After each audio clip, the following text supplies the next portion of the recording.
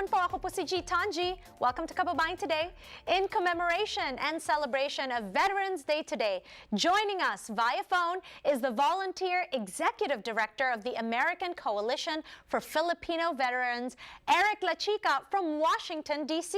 He is also a son of a Filipino World War II veteran, and he has, for years, been lobbying for the rights and benefits of our veteranos in the nation's capital. Welcome to Kababayan Today, Eric. Magandang hapon, G. I'm very glad to be with you. All right, as we know, it is Veterans Day today. Please update us with all the work that you're doing, continuously fighting in behalf of our kababayans na mga veterano. Yes, on behalf of our advocacy organization based here in Washington, D.C., our leaders from Hawaii to Florida are still active in trying to convince the U.S. Congress to grant, number one, a Congressional Medal of Honor. Like many of our American veteran groups from the World War II era, from the Korean War, Vietnam War, they've received Congressional Medal, each individual veteran for their service. So, ang Pilipino lang ang kulang, mga Filipino World War II veterans, and we're working closely with retired General, U.S. Army General Antonio Taguba and his partners to make sure that we have our Congress, especially in the Senate and the House, pass the bill into law. So hopefully by Christmas in 2016, they will get a medal. That's wonderful, wonderful news. Okay, and I know you're doing a lot more work. What else are you busy with? Number two, we're working on the executive order of President Obama to give immigration parole visas to the adult sons or daughters of World War II veterans, Filipino-American veterans. That's right. This is the Reunification Act that we heard about earlier this year. Ano nang status nun? Ganito yan. Last July, President Obama came out with a recommendations to modernize the immigration service. And one of the items was the parole visa for Filipino veteran sons and daughters.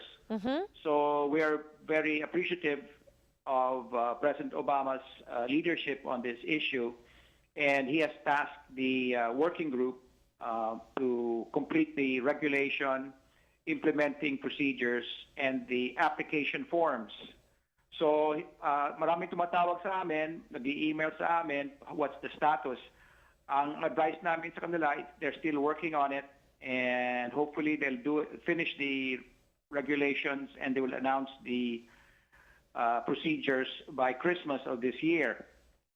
And I advise mga tumatawag to check the U.S. Embassy Manila website, and they will have the applications and the announcement hopefully by Christmas. Okay, and then you did mention another thing. What was the last thing on the agenda that you've been working on?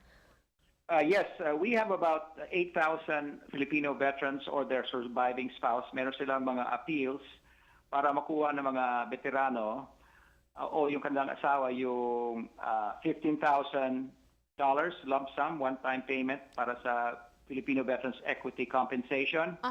So maraming na-deny. There are about 8,000 who were denied, and we expect at least a couple of thousand will qualify under the discretionary authority of the current U.S. VA Secretary Robert McDonald. Okay. And we've been meeting with his senior members. They have a working group tasked to review individual cases. So may pag-asa pa yung mga veterano o yung mga byudan who have applied and who have been denied because the VA Secretary was requested by President Obama to review individual denials. So we're very hopeful that we will get couple of hundred at the very minimum to get their one-time lump sum payment. Okay.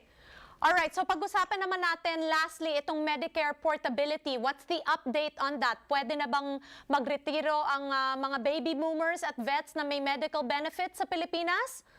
It's a work in progress. In fact, I'll be in Manila for 6 weeks starting next month para maayos yan. Kasi yung aming hiningi sa gobyerno sa Pilipinas, for them to provide a feasibility study, official study of the healthcare industry servicing medical tourism and Medicare payments. There is no official study done over the past 10 years. Okay, matrabaho yung trabaho mo. Eric, we want to say thank you, especially today, Veterans Day. You are doing so much work for our veterans. If people want to support ang mga kababayan natin, what can they do? Number one, they should write their congressman, especially in California, Southern California. Marami pa dyan hindi pa sumusuporta sa ating Filipino Veterans Congressional Medal Bill. Okay. So they should write or email their congress member.